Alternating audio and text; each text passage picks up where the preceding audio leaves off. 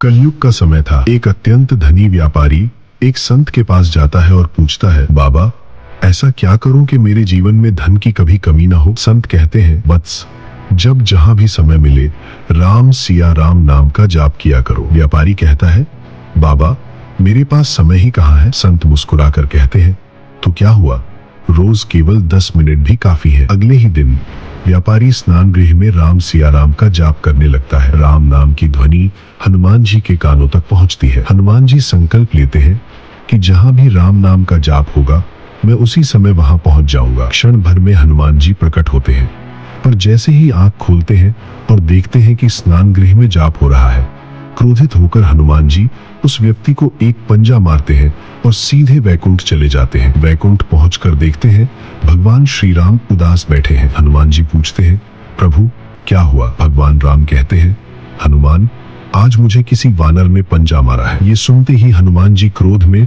सभी वानरों को एक पंक्ति में खड़ा कर देते हैं। एक एक करके सबके पंजे राम जी के चिन्ह से मिलवाते हैं, पर किसी का भी पंजा मेल नहीं खाता। हनुमान जी कहते हैं, प्रभु आप चिंता न करें, मैं उस वानर को संसार के किसी भी कोने से पकड़ लाऊंगा। तभी श्री राम शांत स्वर में कहते हैं, हनुमान क्या तुमने अपना पंजा मिलाकर देखा है। हनुमान जी धीरे से अपना पंजा रखते हैं और वही पंजा मेल खा जाता है। हनुमान जी रो पड़ते हैं, प्रभु ये महापाप मुझसे कब हो गया। श्री राम कहते हैं, हनुमान तुमने मुझे नहीं मेरे भक्त को मारा है और मेरे भक्त को कष्ट देना मुझे कष्ट देने के समान है। तुरंत हनुमान जी पृथ्वी पर जाते हैं, उस व्यापारी को साक्षात दर्शन देते हैं और उससे क्षमा मांगते हैं। राम कृपा से उसके जीवन में सच्ची समृद्धि आती है। इस कथा की सीख यही है, भक्ति का स्थान छोटा हो सकता है पर राम नाम की महिमा कभी छोटी नहीं होती। जहां राम नाम है वहां भगवान स्वयं विराजमान होते हैं।